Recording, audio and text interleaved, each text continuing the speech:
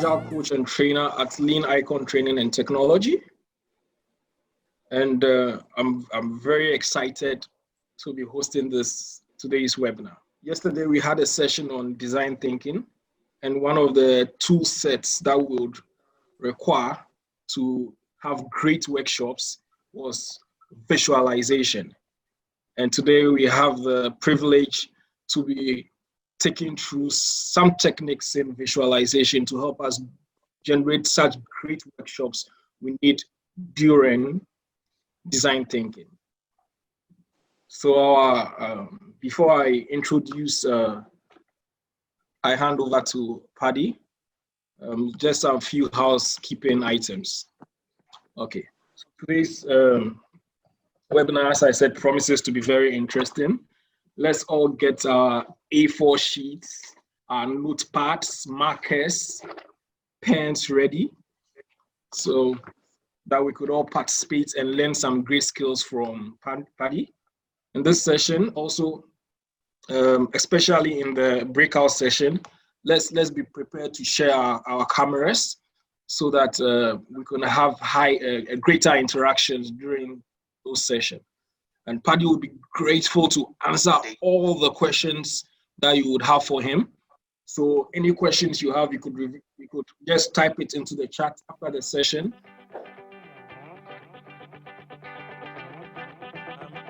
So folks, firstly, thank you so much for joining. I see people are here from all around the world. That is so awesome to see. And as Daniel mentioned, definitely get hold of a pen or pencil. Sometimes a highlighter is also good to have, so that we can actually try out some of the practical elements. In terms of how we're going to run the session, so I'll be going through a few slides at the start, but then towards kind of the middle to the end, we'll get hands-on and do some sketching as we go along. So let me share my screen. There we go. There's me again. Let's get me off the screen. So today's session is all around building good to great workshops. I would say, although Daniel sort of mentioned, you know, if we're thinking about doing things like design thinking, which is very visual, then today's session hopefully will give us a little bit of inspiration. But I would say this session is really aimed at anyone wanting to increase engagement in their workshops. And not just engagement, but I think also about distilling ideas and communicating ideas with stakeholders, with colleagues, with whoever you may be speaking to. So I wouldn't just limit it to design thinking. I think it's absolutely a generic skill set for everyone. And I see some familiar names. Satchana, I see on the screen. And you've brought your daughter along, which is awesome. Yeah, hey. So I would say these are skills that we can actually teach, or even our kids can learn from us. But in my case, I'm learning a lot from my daughter. So if any of you have been following my LinkedIn posts, she's teaching me a lot in this space. So to kick off, a bit of an intro about me. So my contact details are on the screen. I think the best way to kind of keep in touch is through LinkedIn. I just get lost with all the other different channels. So feel free to link in. But traditionally, what I found is when people often run meetings, or you're asked to participate in a meeting, we often put a slide like this up to say, hey, this is me.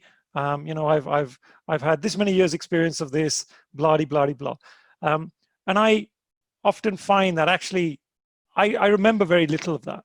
If we have 10 people in that meeting, it's rare that I'll remember, more than 3 or 4 of those points. So I'm going to do a slightly different intro. Here we go. Cool, that worked. Okay, so one I prepared earlier. So I'm going to just talk a little bit about my journey. So I'm going to start off at the kind of the roots of the tree. That's really where I sort of started off, and how I've, I guess, progressed in my career to where I am now, which I feel like I'm kind of in outer space at the moment, because who would have thought 20 years ago when I was thinking about a career that I'd end up talking about drawing and stuff in technology, which is just awesome. So anyway, I started off and and that's supposed to be me with a dummy in my mouth, but I think I was a little bit older than that. I started off sketching loads of stuff. I would, you know, literally sketch anything that I could see. And my mother even used to comment on it, that she saw me you know, more often with a pencil in my hand than anything else. So I had a real love for art. And then as I grew up, as we start to sort of go into our teenage years, I then was in a dilemma about deciding on a career. And I loved art. It was my passion. Even my art teacher at high school said, hey, you make sure you do art, because, you know, I think it will really do you well. But then something happened. So I chose A-level art. And in my very first lesson, something happened, and it freaked me out. It totally freaked me out. And I dropped it. I dropped it in favor of some other subjects that was seen as perhaps more traditional in terms of career option. But I'm going to come back to that. I'm going to come back to the reason why I freaked out and I dropped art. So anyway, I went on to a career in technology. So I joined BT, British Telecom, and I was probably not the best developer in the world. I still am not. But at the time, BT were recruiting for graduates in technology to become developers. So I thought, it sounds like a great company. Let's give it a go. So I became a bit of a techie geek. Oh, sorry, I'm just going to check the chat, make sure there's nothing for me to action there. Oh, I'll have a look in a second. Anyway, and so at BT, I was fortunate enough to then move into other roles. And I'd say I really then sort of specialized in business analysis, and then eventually leading on to product ownership. But the fantastic thing about BT was they were one of the first major blue chip organizations to fully embrace Agile. This was around sort of 2004. So I'm kind of giving my age away a little bit.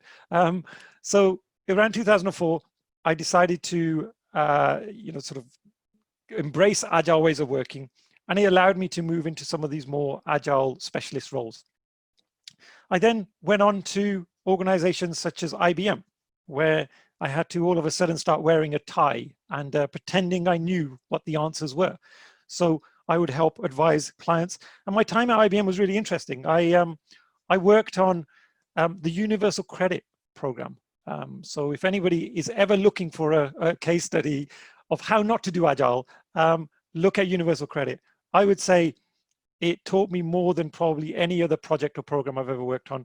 And I sometimes talk about how it was £2 billion worth of Agile failures, probably the biggest known Agile failure on the planet. However, the people I met there were absolutely amazing. We all were trying to do a good job, but there were just so many constraints around us. I just don't feel we were set up to do Agile very well. So, so lots of great learning there. And then for the last 6.5 years, I've been at Deutsche Bank.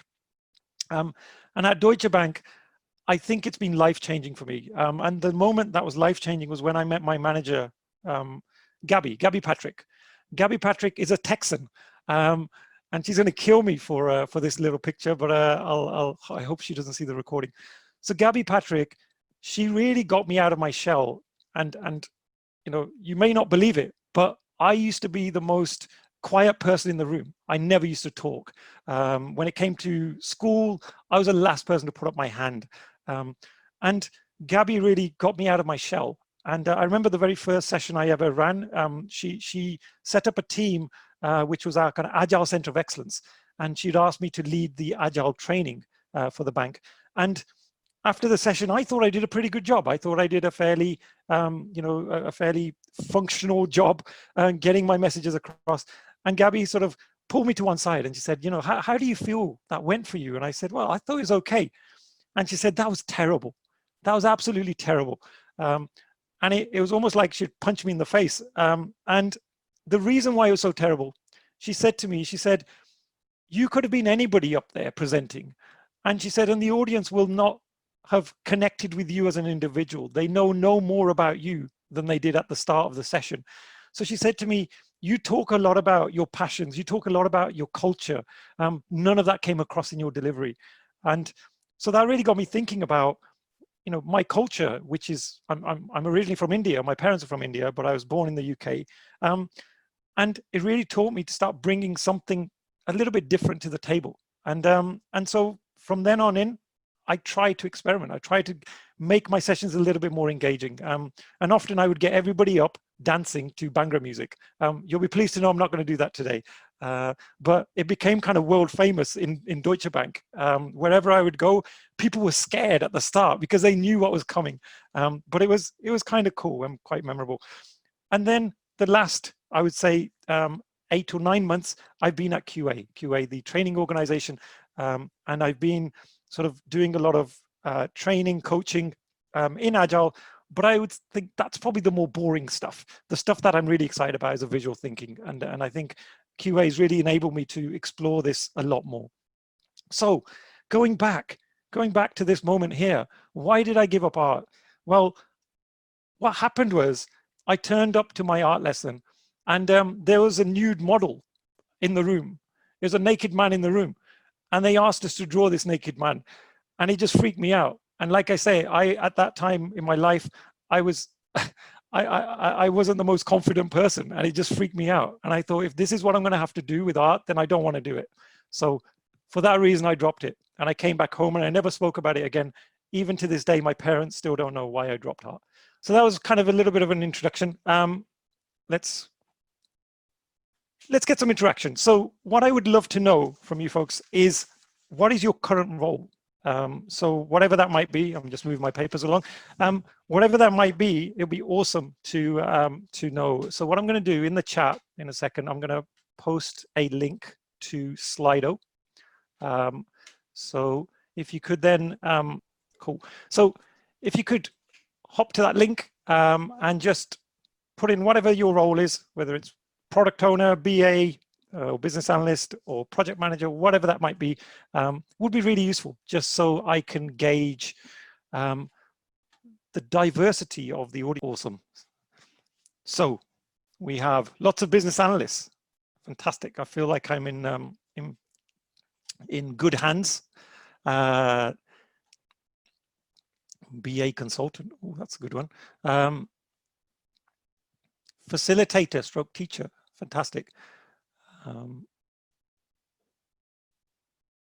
What else do we have? We have PMs, super duper. I won't say anything bad about project management. Program management, awesome. Fantastic. So there's a real mix. UI, UX designer, wow. I think that is such a cool job. You guys, it's unfair. You guys get to draw all the time. Okay, fantastic. Thank you so much for that. So that just gives me a good sense of who we have on the call. So I have a hypothesis. As a BA, I was often told to write really good requirements. And I would actually find that no matter how hard I tried, there's always somebody who would say that requirement isn't quite clear. No matter how much effort I put into it, I always found that my words were ambiguous. So I have a hypothesis that actually, I don't think words are great, especially for requirements. So hopefully if you see some of these headlines and kind of instructions that I've seen as I've been on my travels, you'll hopefully agree with me that these are quite ambiguous. Like I love the last one on here, which was it was at a holiday destination I was at. But the third one there, police help dog bite victim. What did they mean by that headline? So I think often words can be ambiguous no matter how hard we try. And I'm sure you'd agree with me, if we had visuals to accompany these words, they would probably become a lot clearer. Yeah, maybe they might still be a little bit ambiguous, in which case we can have a conversation. But I think visuals really do help us clarify our thinking and communicate some of our ideas.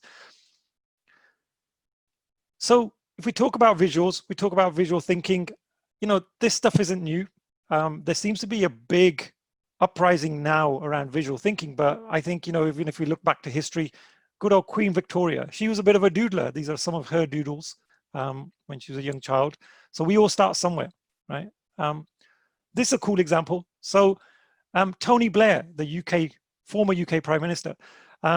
So Tony Blair was, he was attending the Davos World Economic Forum when he was in power, and afterwards, the kind of organizers or somebody found this sketch on the place that he was sitting, and the kind of experts on behavior, they had a field day because they started analyzing these doodles, and they said, look, from these doodles we can quite clearly tell Tony Blair is really stressed and he's under pressure because of the shape of the lines and the shapes that he was drawing.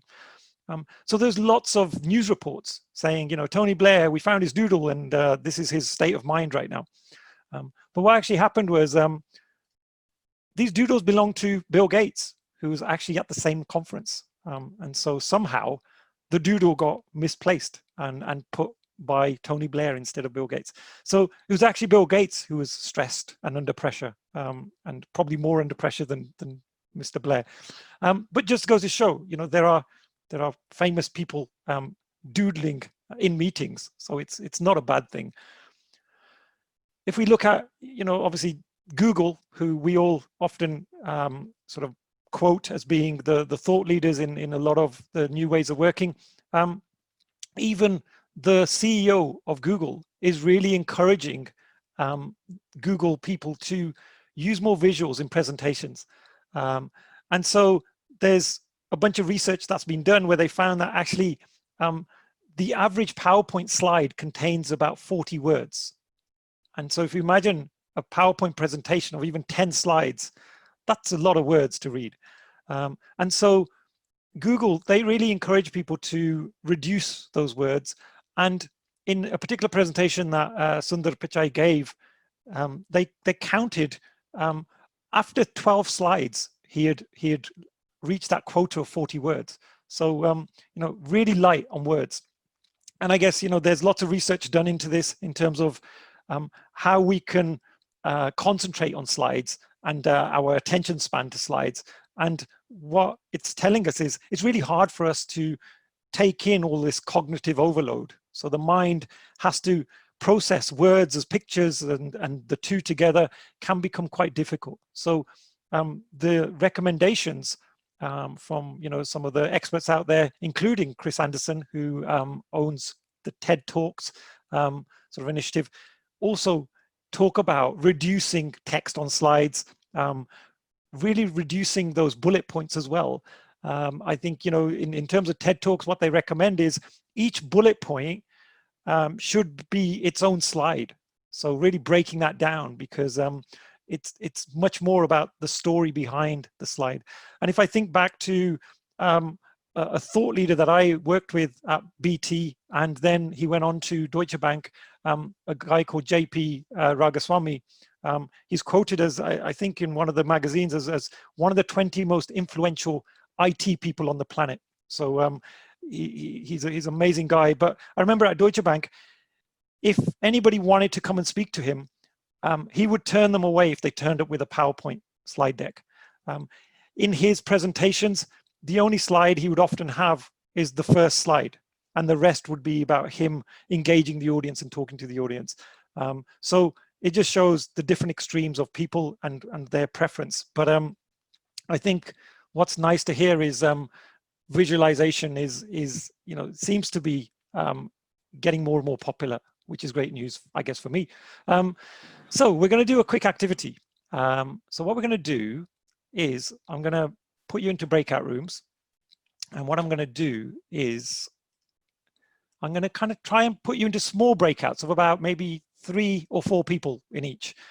And what I'd like you to do, because you'll be with total strangers, I'm only going to give you 3 minutes. And 3 minutes, what I'd like you to do is switch on your cameras in the breakout room so everyone can see one another.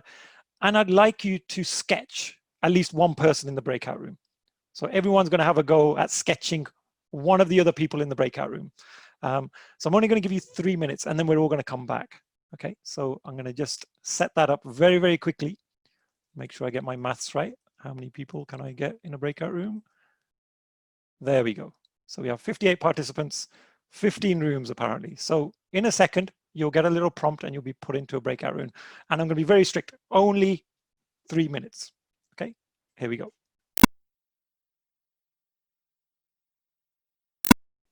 Super duper. Okay, folks, thank you so much for coming back. I'm going to take a picture in a second. So can I ask folks to turn on their cameras, and hold up the pictures that you doodled? And I'm going to take a snapshot because I'd love to share it on social media. So if you can hold them up quite close to the camera. Awesome. I'll just let everybody switch on their cams. Loving these. So just keep them there for a second, folks. Right, I'm going to just do this now. Sorry, 1 second. Let me try that again. Yeah, okay, cool. I got those. Okay, you can put them down now. So I've got a screenshot of the ones I could see anyway, and we'll share those on social media at some point.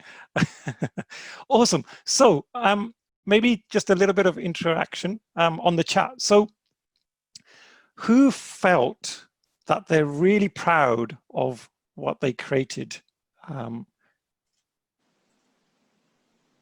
If you can just put in the chat and just say yes. Okay, so let me ask another question. It sounds like there's nobody who was really proud of it. We have a couple. Okay, awesome, awesome. No, but it was fun. Okay, John said it was fun. So who felt the need to apologize to the person that they drew? So maybe give me a yes on that one. Okay, I'm seeing oh, poor Ravi. Okay. Oh, okay. So that's quite interesting. And it's amazing how when we put into that sort of situation with a total stranger, we feel the need to apologize, right? I'm sure those doodles were awesome. I could see some really good ones. So I think you're being really unfair. So what's really interesting is there's a guy called Bob McKim. So I'm going to just move over. Here we go. Here's Bob. Bob was a creativity researcher back in the 60s. And Bob would run this experiment, this exact experiment. And what he would do is at sort of different meetings, he would ask people that were relatively strangers to just draw one another. And he used to give them 1 minute. So 60 seconds, and he would say, draw each other. And then he would ask them those similar sort of questions and say, well, who felt really proud and who was feeling apologetic to the other person? And the majority of people would say they were apologetic. What's interesting is he would then run that same experiment with young children. And I'm sure you can guess what the response from the kids was, right? I've tried this with my own kids where I've got them to draw people. It's a little bit unfair because it's usually people they're familiar with, but they never feel apologetic. They're always really proud of their picture, and they'll be saying, look, I did this, and they'll be feeling really proud. So what's really interesting is Bob McKim found that as children, we are very much, you know, we don't let our creativity be hindered by any bias. And so if we're in an environment where we're asked to display our creativity, we flaunt it. But it's funny how as we grow up, we start to think more and more about what are other people going to say? What is someone going to say if my idea is bad? And so if we think about that mindset, when we're in the workplace, when we talk about great sort of ways of working like design thinking, which is very visual, it's all about, you know, spreading ideas. If we have that bias in us and that mindset to be apologetic, then I'm afraid we're doing ourselves a big, you know, disservice, because we're holding back certain ideas because we're afraid of what other people are saying. So what I would love for everyone, if there's nothing else we take away from today, is to stop thinking like that, right? Stop thinking like that. It doesn't matter how bad we think our doodle is, no matter how bad we think our idea is, flaunt it and share it with people, because I'm pretty sure everyone else is feeling the same in that room. And if we can all just get really creative and not care about what other people are going to say, I think we'll move a lot further forward. So I would say just hold that mindset for the rest of today, right? Awesome. So I'm probably going to skip this. So this was really me just talking about my journey as a child. And when I think about Agile, you know, often we say, like, why do we need to train people in Agile? Like, we should, it's all common sense, right? But I think, again, we're conditioned based on our experiences. especially our education system. I think our education system often, it promotes this need to do lots of research before we give something in to the teacher, right? So when I was a child, I would do lots of research. I would then hand my homework in, and my teacher would give me a grade that I didn't expect, as in a negative grade. And so that instilled this mindset that next time I do this thing, next time I get an assignment, I'm going to do even more research. I'm going to do even more research, and hopefully I'll achieve success. And then I took that mindset into the workplace to say, if I have a project, we need to do lots of planning. We have to do lots of planning, because otherwise we're not going to get, you know, things delivered successfully. So, but as we all know, no amount of planning can ever guarantee success. So again, I think these experiences that we have as children really hinders us. So let's move out of that, right? So I'm going to just probably put this on the chat again, a quick question to you guys. Can you think of some examples of visuals that you use at work? So if you can just write on the chat for me, some examples of maybe some of the charts that you've used, or some of the examples that you have of visualization would be super. And I'm just gonna, there we go, right. So if you can just put those on the chat for me. Data flow diagrams, awesome. Gantt charts, customer flows, process flows, risk models, use cases, yep, flow charts, customer journeys. I use storytelling, not actual visuals. Awesome. Yes, I love that. I think anything that opens up the mind and moves us away from just words on the screen, I think is great. Rich pictures, super personal sketches. So lots of great ideas there. So I think the point of that is actually visuals at work. It's a common theme. It's a common thing that we have. But I just sometimes feel that we could make those visuals a bit more engaging, and perhaps sort of change our approach for how we communicate those visuals. I remember back in the day when I used to produce requirement specifications, I used to perhaps put all of the process flows in the appendices at the back of the document, and the rest would be lots of writing. Whereas if I was doing it today, I'd probably do it the other way around. I'd hide all the text and I'd just have the visuals, because that will spark maybe more richer conversations with people. So again, a slightly different change in mindset. Okay, and so we're going to do some drawing now. So you'll be pleased to know we'll do a little bit of sketching. So for this section, something to remember, our brain is really good at filling in the gaps. So what we're not looking to do is build or create very fancy diagrams or very fancy pictures, right? We can keep them fairly simple.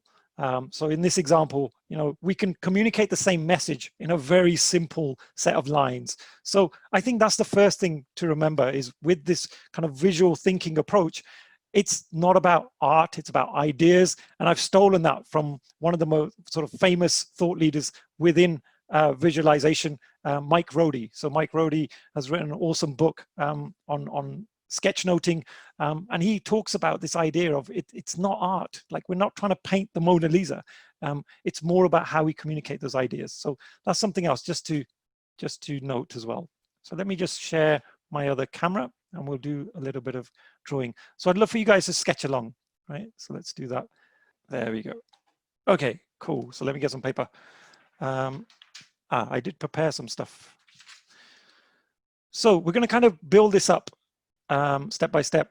Hopefully you can see my screen. So we often talk about having a visual alphabet. So what are some of the key sort of lines, shapes that make up a lot of the sketching that we're going to be doing? And there's lots of variations of this, but if you just want to draw along, and what my hypothesis is if you can draw these shapes, then you can put them together and make awesome doodles. So the first one is a dot, straight line, an oval shape. Triangles are kind of interesting. I used to kind of draw them by starting at the top and pointing down, but actually I find it better if I draw the bottom line first and I look kind of in the center and just put a little point. And then it's actually really easy because it becomes symmetrical, right? So that's something to think about when you're drawing those sort of shapes.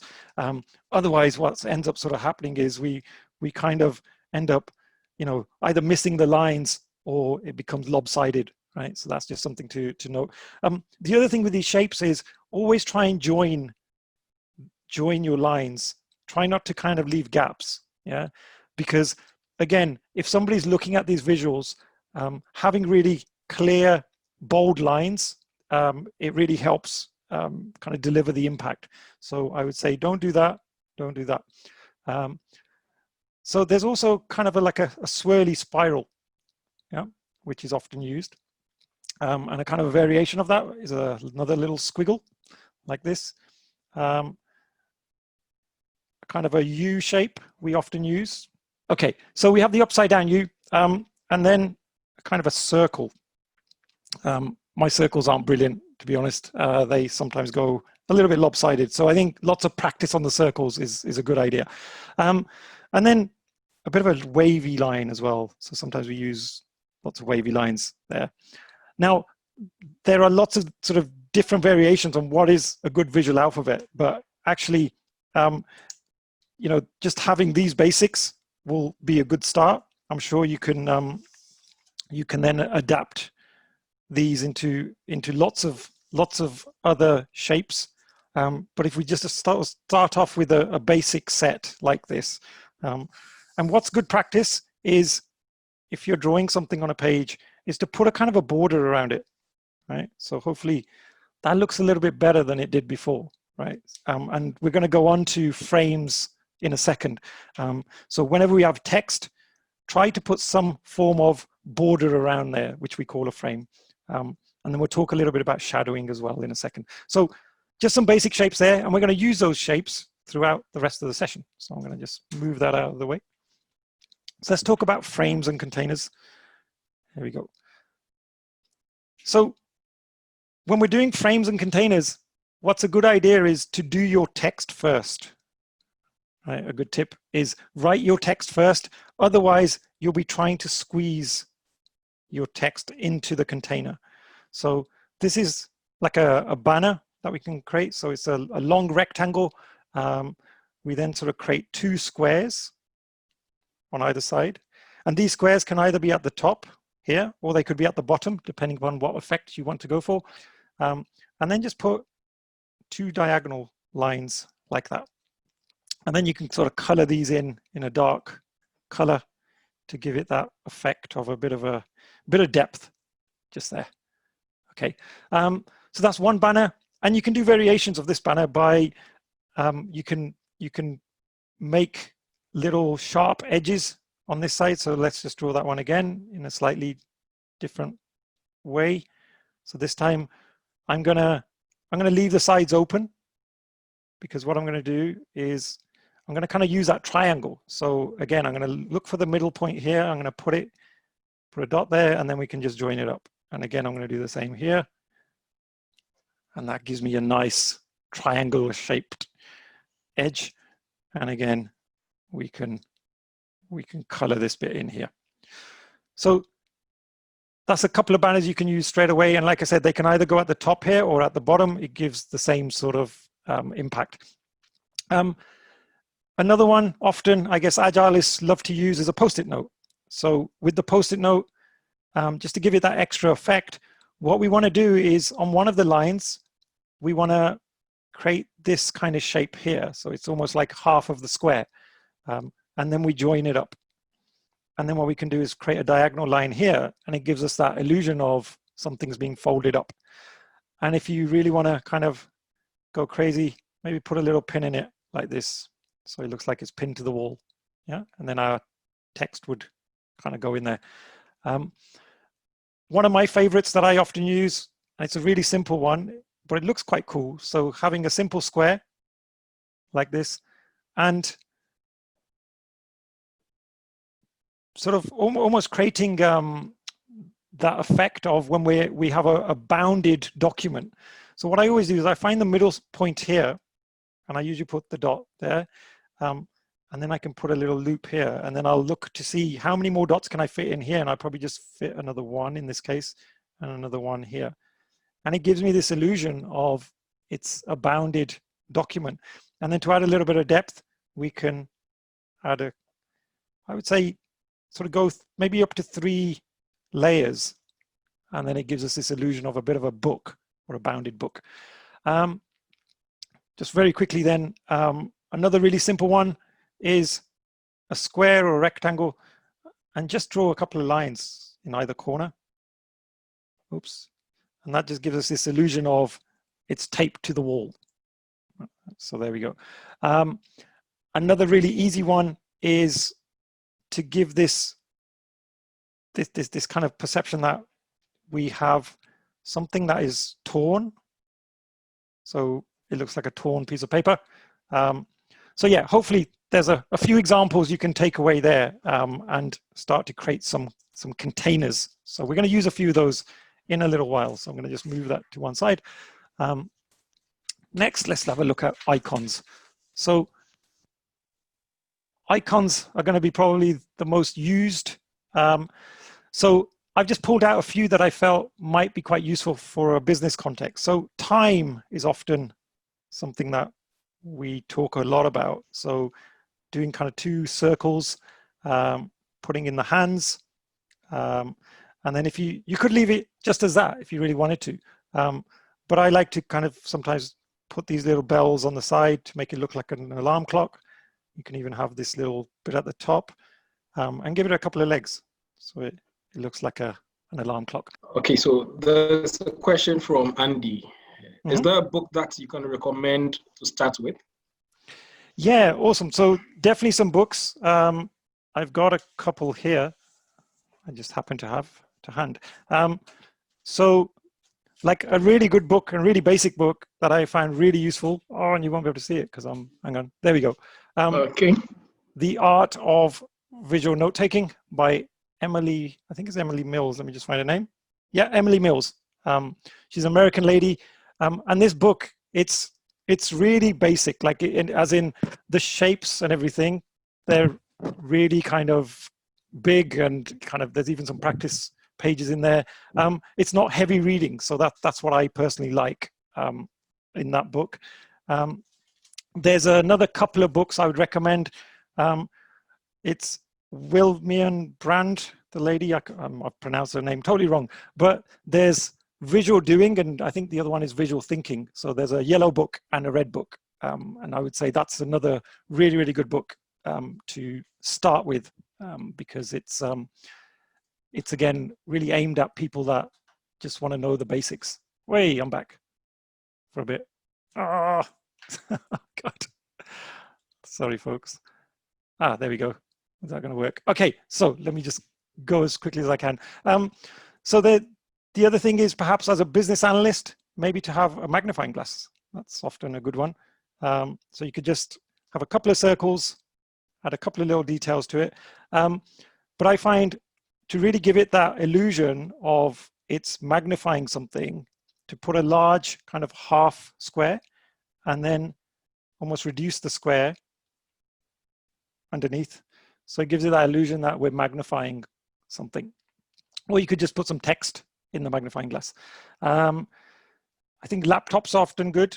So having a laptop is another nice icon. I think I often use this one. So it's kind of like this off square. And then having a little webcam at the top here. If we're maybe communicating a message, like this is to do with websites or the internet. And then just a few lines for the keys. And you can just fill those in. And to maybe give it that kind of 3D effect, have the little ledge at the bottom. What else? Oh, I think having tea is good. So a teacup. So this is usually good for when we're going to communicate, we want a break of some sort. So the important thing with a teacup, I always think, is to make sure it has some tea in it, right? So having the tea in there and then putting some squiggly lines to give it that illusion of there's steam coming out of it. And I won't leave the coffee drinkers out. So if anyone prefers coffee, to have, again, this kind of offset square, and then giving it that kind of almost Starbucks or Costa look to the cup. So you have these little edges, moving it up like this, and then down. And again, with coffee cups, I think they normally have a little hole on the side there. So kind of adding those little extra accents always helps. Danger is a good one. I like danger because it's really simple to draw. So these are the wavy lines. And then perhaps putting a shark fin in the water. That's sometimes a good one. Oh, and I sometimes use this one for focus. So it's almost like a lamp. So it's this little lamp. And again, it's actually pretty easy to draw. So it's a lamp pointing. Maybe you can point it to some words and show that we're showing some focus on those words or shedding some light on something. So just a few basic icons, I think, that might be useful. But again, those books are really great for learning icons because they really help us to build our visual library. So next, let's have a look at people. People are interesting. So really simple person is this kind of N-shaped or the upside down U, and the little oval shape on top. A group of people is almost like an M with an extra bit to it. I often draw them in threes, and it gives this kind of illusion of a crowd of people. And then what we can do is we can actually show some emotions just by some very simple sort of additions. So this looks like this guy's a little bit confused. We could add maybe some question marks over here for this guy. And then maybe this guy's a little bit angry. So he has an exclamation mark just there.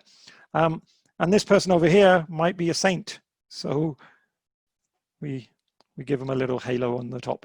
And I guess it's probably worth mentioning shadowing at this point as well. So you can use like pretty much any kind of felt tip pen. I just bought these off Amazon. They seem to kind of do the job. So ideally a light color, something like a gray is often good. And we can really kind of bring out these shapes a bit more just by giving them a bit of a shadow on one side. And it gives us this illusion of depth again. And always decide which side the light is shining. So in my case, I usually put the shadows on the right-hand side. So that's assuming that the sun or the light is shining kind of up here from this direction. And then be consistent with your shadowing, I guess, is the other key thing there. Some of my other sort of ones that I use, sometimes I want to make the person look a little bit more feminine.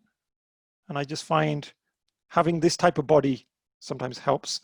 Because I do feel some of these shapes look a little bit masculine. So you can kind of create someone that's jumping. And then motion is interesting. So whichever direction we want to show the person moving into, always try and put the lines in the opposite side. So if this person was falling down, I would put the lines at the top. This person I want to show is jumping up. So it gives that illusion of they're jumping up in the air. And with this one, I sometimes just color them in. And I love this color because it's a really bold color, but really kind of brings out this the outfit of this person. I mean, with people, there are so many different variations you could use.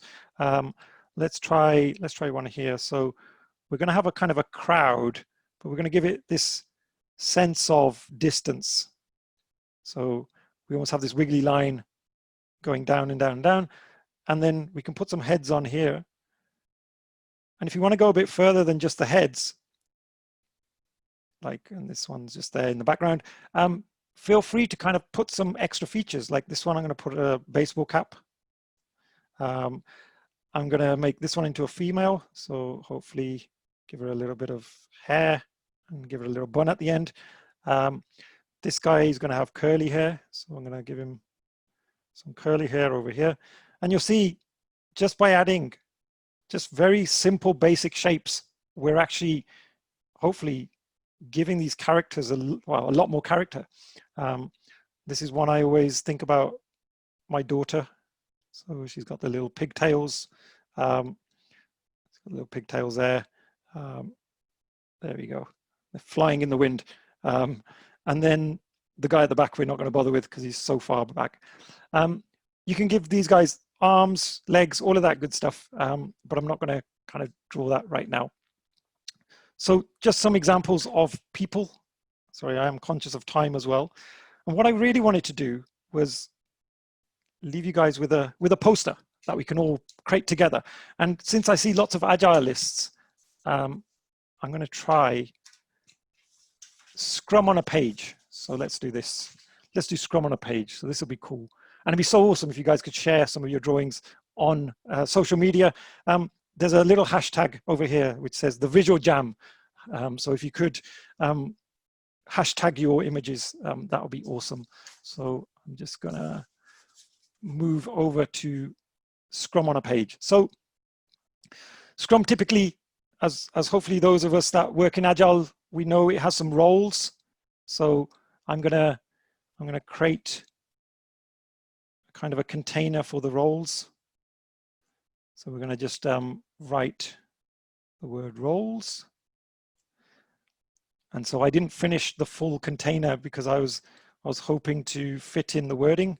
So I'm gonna just create this as almost like a little card showing this heading of roles. Maybe just put some squiggly lines in here to make it look like some text. So this is going to represent our heading for roles. So in terms of the roles, we have the Scrum Master. So I always love to draw the Scrum Master in a certain way. I always see the Scrum Master as depicting this kind of peaceful yoga type of person who loves to be at peace with the world. So that's how I usually depict a Scrum Master, and then we can kind of give them some eyes in this case. And I'll do some shadowing afterwards. So that for me is the Scrum Master, and I'm not going to write the whole name just here. And then we have our product owner. Often product owners are seen as kind of the champions of the product. So we're going to give this guy a crown. So that's our PO. Yep. And then the team. So the team, as we sort of looked at earlier, we can kind of draw these three people over here. And we could give them a few features. Let's see what else. Okay, we'll make this one into a female. Sorry, my space is limited, so I didn't do a great job of planning this out. So that's my team. And something that often people like to do is draw this little curve at the bottom just to bring them together, and we can give them some arms. So this is going to be our team. Okay, then we look at events. So the events of Scrum. I do apologize, we are running over time. So if anyone does have to leave, feel free to leave. And I'll just kind of finish off at a natural point. I'm happy to run over a little bit if that's okay with Daniel. So we're gonna make this into almost like a calendar of events, and we're gonna bound this using these little loops as we talked about earlier. There we go. And so hopefully, I'm not going to test you guys out on your knowledge of Scrum, but we have things like planning. So there's always an element of planning. So I like to do planning in this way. So it's kind of like this game plan that teams often have, or you often see this in sports. So that's going to be our sprint planning. So in the interest of time, I'm just going to put the initials of each of these rather than writing them all out because I'll be here forever. So that's sprint planning. Then we want something to depict our sprint. So I'm going to have this little guy over here. And I really want to give this guy the illusion of running. So he's got his legs running away and his arms kind of flapping there. And like I said earlier, we want to show which direction he's running to. So the lines always go behind. And in Scrum, we often see this kind of circle to depict the sprint. So we're going to put that there. And then we have the daily scrum. So I like to make this really simple and just have a bunch of people standing around, but kind of give it this sense of distance as well. And then draw the other little circle that we often see here. So that's that. Sprint review. So we practice the magnifying glass. I often find that that's a good icon for that one. And again, we can give it this illusion of magnification over here. So that's our sprint review. This is our daily scrum. And that's our sprint. Let's write that one in. And then I guess the retrospective, that's always an interesting one. So for me, the retrospective is often about what's going well. So have a happy face, what's kind of puzzling us, and then perhaps what's going not so well. So that's sometimes a way that I do the retrospective. And then finally, the kind of the artifacts of Scrum. And this again can just be, a document that we're going to show here. And we're just going to show some writing on there. And so with the artifacts, I often try to draw the backlog as a big kind of a big stack of things. So it's going to be a big stack of things.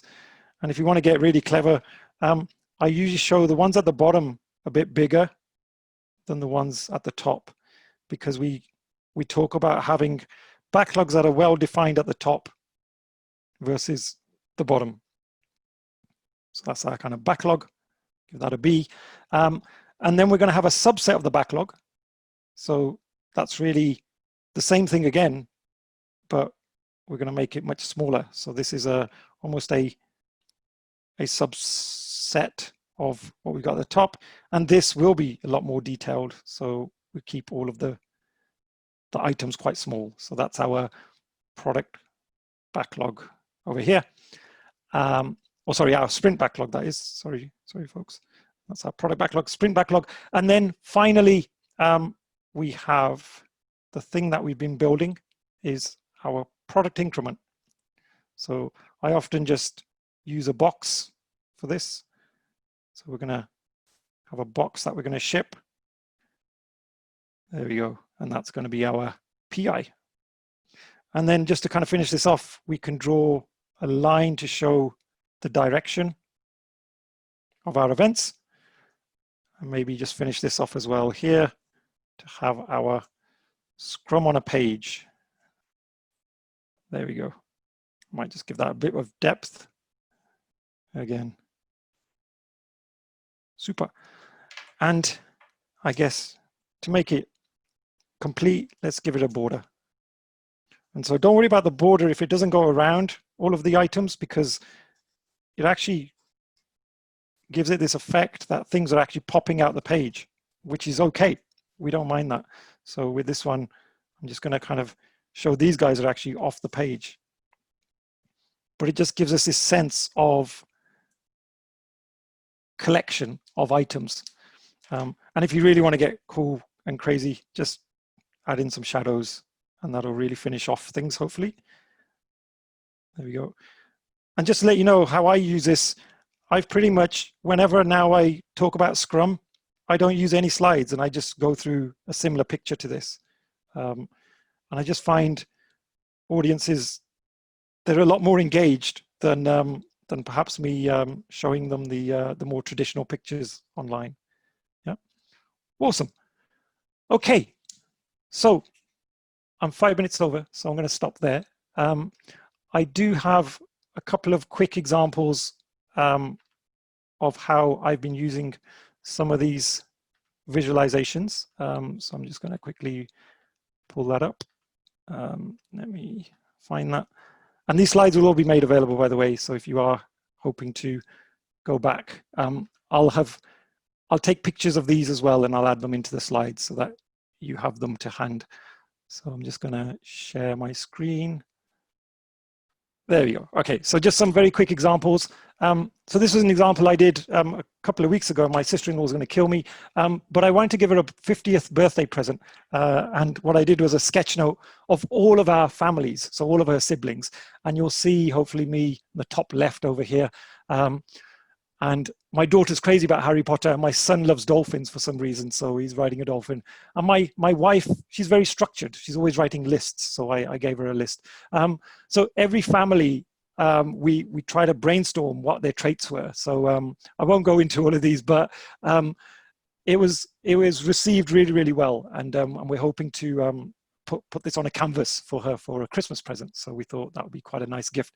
So just to show, you know, these skills, they can be used beyond everyday kind of business. Here's a sketch note I did of a book that I read, a really awesome book by David Marquet, which is Leadership is Language. So it's my way of summarizing some of that book. Again, on social media, people really gave it lots of great feedback. And then this was something I did just as we went into COVID, just to kind of celebrate our NHS staff. This was something I posted actually on LinkedIn over the weekend. So my daughter now is getting into this stuff. So this was just her building up a poster, which was awesome. And she's way better than me. So it's so good to see. And really, that's me. That's as much as I was going to talk about me. Just one other plug. Grant Wright and we run the Visual Jam, which is a meetup that we've just kicked off. So if anyone does want to know more or attend visual thinking meetups, then look for us on the meetup app, and we'd love to see you. So that's that. Awesome. Okay, I'm done. Sorry, Daniel. I'm going to stop sharing. Any questions, I guess, or I'll let Daniel take the floor. Okay, Daniel is not in, so I'll just hold it up for him. But if we have any questions, we could take that briefly before we round out the session. Carlos, hi, it's Asida here.